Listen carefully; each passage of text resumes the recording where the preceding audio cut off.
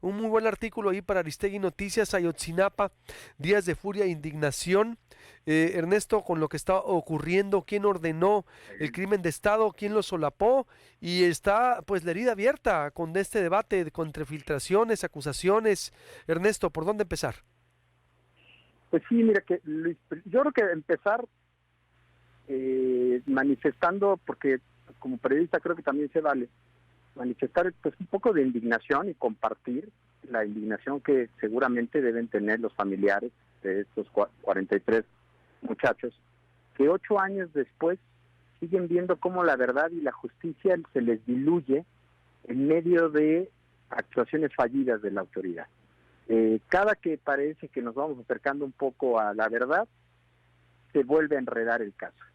En aquella ocasión, 2015, cuando Murillo Karam les presentó la verdad histórica y les dijo, pues esta es la verdad de lo que ocurrió en la noche de Iguala, pues después resulta que no fue así. Y no solo eso, sino que se trataba de un encubrimiento de los verdaderos responsables.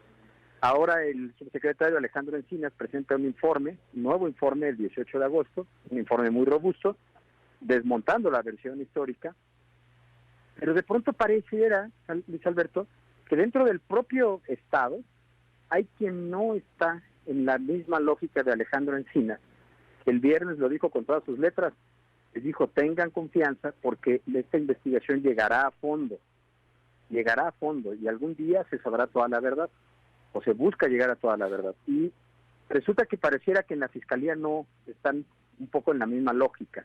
Y lo digo por 2 episodios que ocurren este fin de semana.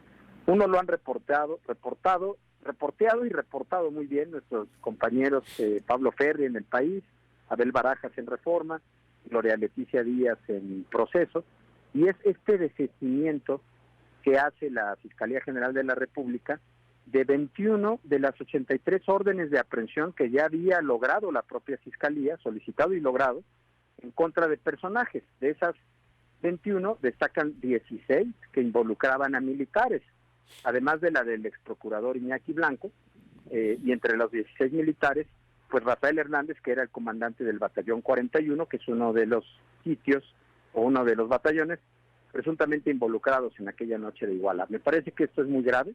Esto habrá que ver qué análisis se hace sobre qué pasó en la Fiscalía. La nota de Proceso tiene una cabeza muy contundente, donde dice la engañosa trama de la Fiscalía que busca exonerar a los militares.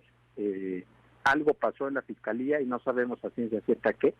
El chiste es que ocurre esto, provocando incluso que el propio Encinas pregunte qué está pasando.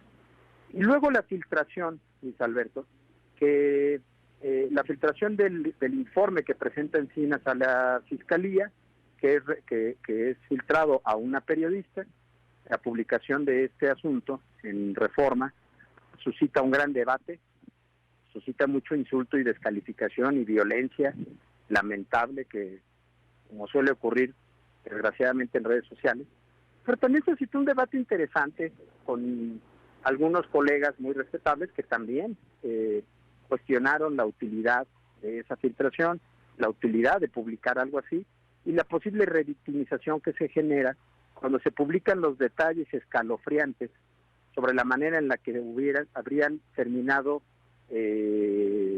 decidiendo el final de los chicos en aquella noche de Iguala.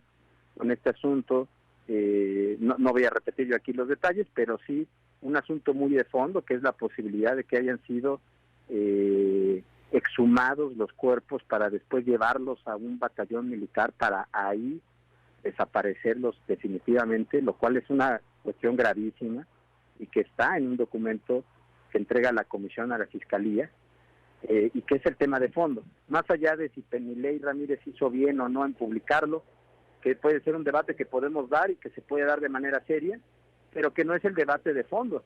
Aquí el debate de fondo es quién se ha empeñado durante todos estos años en que no se conozca la verdad y quién probablemente se sigue empeñando dentro del propio Estado para que no conozcamos la verdad.